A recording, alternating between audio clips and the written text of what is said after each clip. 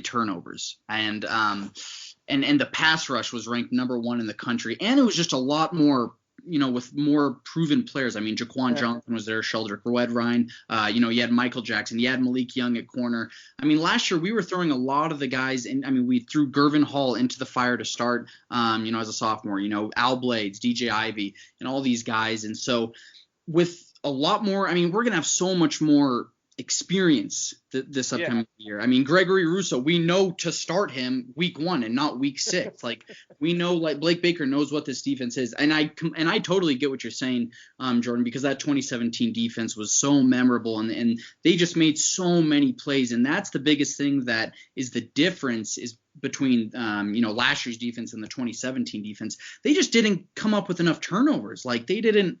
We would go games and games without bringing out the turnover chain and getting that momentum, and that's something that needs to be back in 2020. And I think having guys like Bubba Bolden is really, really going to help. And so that's going to be a defining factor, because we know we're going to be able to blitz the hell out of the quarterback. So as long as we can make, force turnovers, I think this defense can be just as good and even better than 2017. I think to have those kind of turnover numbers, so you have to have an amazing secondary, which we did. We had a very, very good secondary that year. This year, I'm not sold, man. I mean, like Gervin Hall, like, talent is there. Ceiling is sky high, right? But I mean, I didn't see an all ACC guy last year. Bubba Bolden's a different story. I really love Bubba. I think he can be a star here. Yeah. And then at corner, dude, we really have huge question marks. They could be good, but it's another they could be. They could also be very pedestrian, which they were at times last year. Yeah, I mean, we don't have that guy like a Michael Jackson, that blanket of a cornerback. And, hopefully a guy like – I think Blades Jr. is going to have a season like Trajan Bandy did his sophomore year, where he was just locked down. And hopefully, Ivy steps up. I think he is going to be one of the biggest keys to this team, because, I mean, Blades Jr. was very, very solid last year, but Ivy was, really up and down. And so safeties, I'm not worried about the safeties because I think Gervin started to progress towards the year, and Bubba, we saw what he could do in 3 games. He could crack the starting lineup just like that. But I agree with you. The cornerbacks will determine, a lot of our success this year. And comparing to 2017, I still think our safety position, like at least the starters, is like noticeably worse than it was in 2017. I'd take Jaquan and Sheldrick Redwine over these two guys any day of the week as a unit. But we also didn't know what Sheldrick Redwine was going to become, in 2017. So maybe Gervin Hall makes that jump like Sheldrick Red. I can never pronounce his name. Maybe Gervin makes that jump. And Jaquan was just solid. I think Bubba's that kind of guy. He's a playmaker, but like I said, maybe Gervin takes that jump like Sheldrick. I hope so, man. But I mean, it's not going to help me sleep better at night. Yeah. One good thing is everybody there pretty much has another year under their belt. I mean, we're losing Pat Bethel on the defensive line, and I'm having a brain fart. The defensive end. Jonathan Garvin. I couldn't think of his name to save my life. Yeah, we lost, 2 guys on the defensive line. We lost Trajan Bandy at corner. And then the 2 linebackers, obviously, and no safeties, right? So, yeah, I mean, so there's some places to fill. I mean, we need to find our 2 corners. I mean, that's really what it's going to come down to. I agree. Like, our 2 corners are going to matter. Yeah. Good deal, man. Okay, well, let me ask you one more question, Cole, before you let go. Give me 1 or 2 guys who you think could be the next players to commit for the Hurricanes in the 2021 class.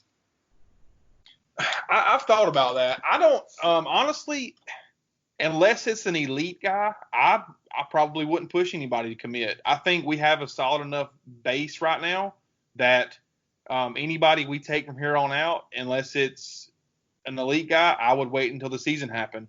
I mean, if the staff feels comfortable that they're going to be able to do what they believe they will do on this offense, I mean, why push? I mean, if you go through the positions, we have our running back. If long as Thad stays true, then he's our running back. We have our 2 tight ends. You know, we have 3 of our offensive linemen. So we basically need to fill our receivers. Honestly, there's so many good options. I wouldn't push to get a lower level guy when you could potentially get a Romello Brinson, Jacoby George, and Brashad Smith at the end of the year. You know what I'm saying? With a 10-win season, 9 or 10-win season. So, I mean, we're not going to get a quarterback until the year happens. I don't believe. I don't think we're going to push to take somebody, and I don't think we're going to be able to flip a Jalen Milroe or a Jake Garcia until we show it on the field. So, wouldn't push for a quarterback. So that's the entire offense. On defense, we've got we got one tackle. So I would say, I mean, if a good defensive tackle wanted to come in like George Rooks, I think George Rooks would be a kid I'd probably push to commit, that I think we could get now. I don't think we take but 1, maybe 2 defensive ends, and I'm not going to say we have a kid committed already that I believe is defensive end, but I don't think he believes that's his position.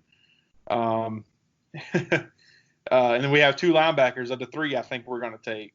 And then on corner, we have Malik Curtis and Tim Burns. I would probably say if there's one kid I would take that I believe the staff would take and probably could get right now would be Dawson. He's out of Fort Myers. He's the cornerback. I think it's honestly a Miami-Auburn race, if I had to guess. He's a 10.58, 100-meter dash kid. I think he's a great talent. So if they're able to get him and fill 3 of the cornerback recruits for this class, that would be great. Honestly, if I had to pick one guy, that's who it is, Dawson. All right, man. All right, that's perfect, brother. Well, hey, thank you so much for coming on, man. We'd love to have you on again and talk some Canes and recruiting, but until then, you and your family continue to stay safe, man. Yeah, you too, guys. Have a good one. Thanks. All right, Appreciate you, man. Thanks, bye. All right. Perfect, man. I love his accent. I love Yeah. I kind of just won't talk like this for the rest of the night. Yeah, dude. That wasn't bad, right? That wasn't bad. That was good, man. Yeah, you had my untrained ear very full. Good deal, brother K. Is there anything else we got to go over? No, man. I think we're good. Just that was a good show, but I'm ready to go eat some dinner. Absolutely, yeah. Thank you so much to Manny Navarro and Cole Perry for coming on, and thank you everyone for listening. We will be back, we think, on Thursday night. So until then, go Canes and stay safe out there and stay inside. Yeah, stay inside. Go Canes. This has been the Forza Podcast.